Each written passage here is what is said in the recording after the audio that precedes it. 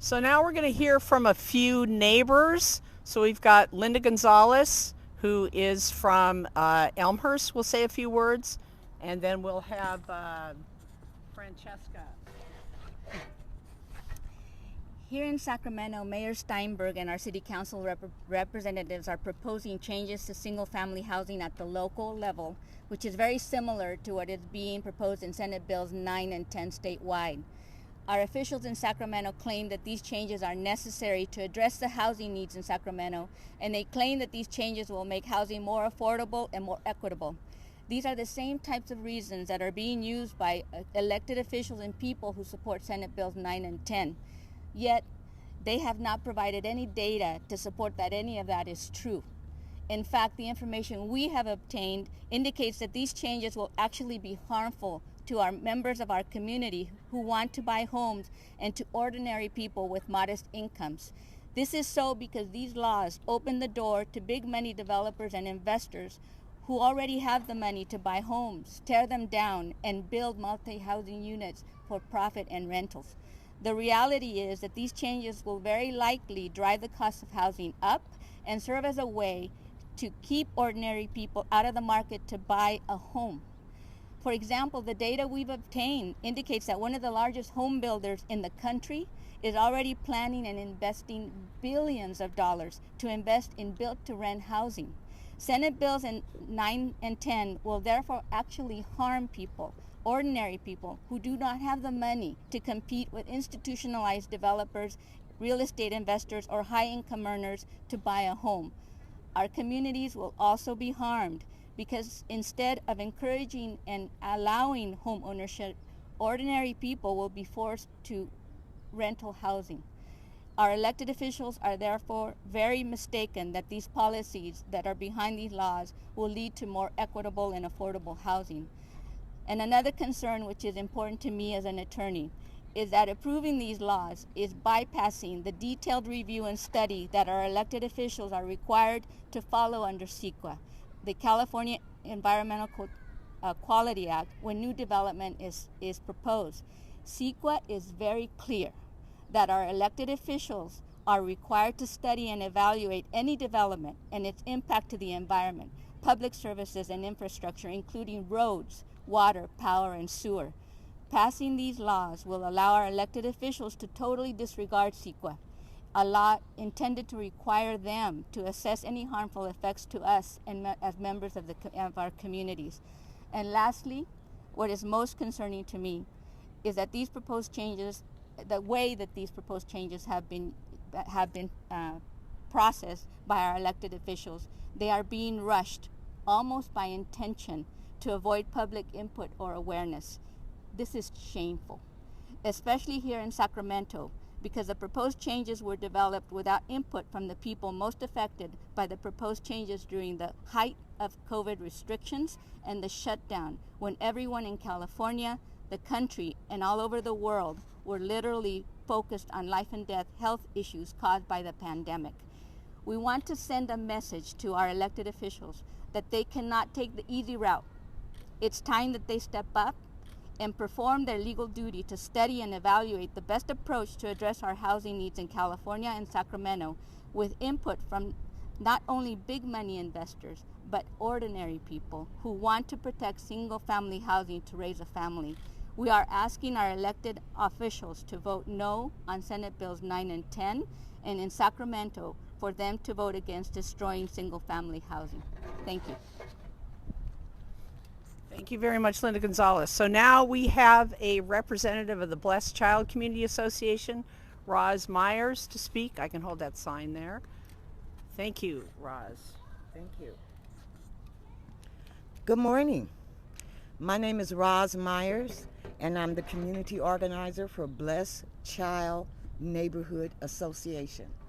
I'm coming out today to oppose SB 10 and SB 9 because let's make no mistake about it. We've seen this before. We've been here in our communities for over 30, 40, 50 years. We've been here for generations, 2 and 3 generations. And it's the same play. developers, corporate developers, and investors coming in to grab up the land, to change the character and the demographics of our community.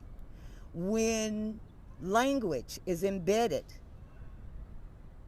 in bills that will change the requirements that keep us safe from EPA, from CEQA, from our community planning proposals and developments, when there's language embedded in bills to exempt these laws that keep us safe, you know there's a problem.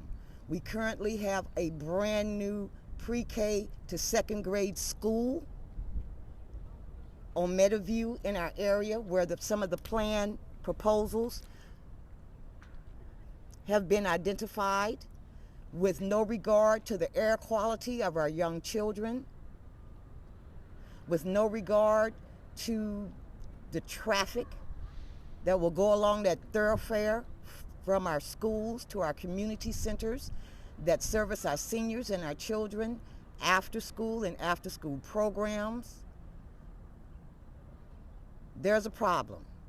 So I would like to urge our Assembly Member Cooper and our other representatives to vote no on SB 10 especially, and SB 9, because these two bills will negate the voice of the communities and the people that live within the communities, and will continue to erode our quality of life within our communities. Thank you.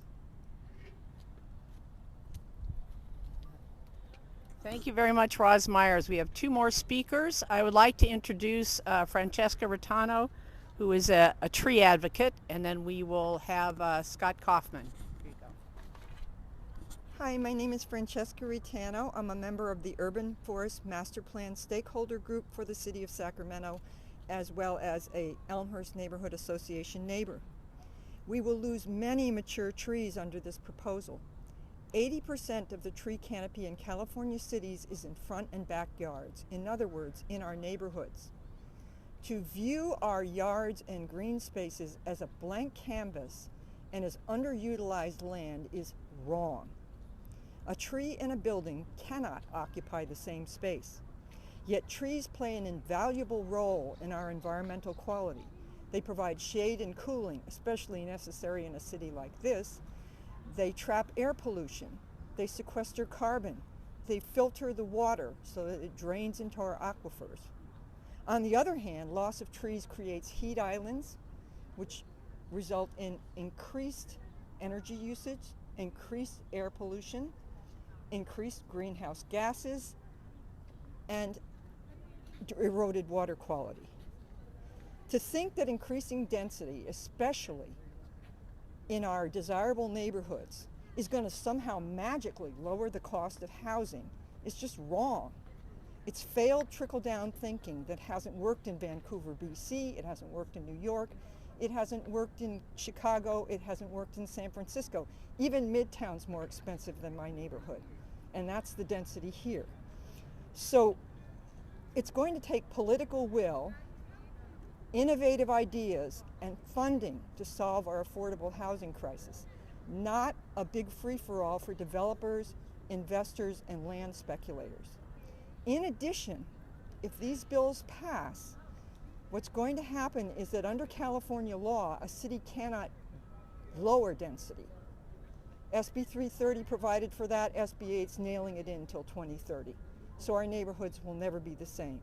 So I'm urging Kevin McCarthy, my assembly member, I'm urging our legislators to vote no on SB 9 and SB 10, and our city council to reject the upzoning and the housing element in General Plan 2040. Thank you. Thank you very much, Francesca. So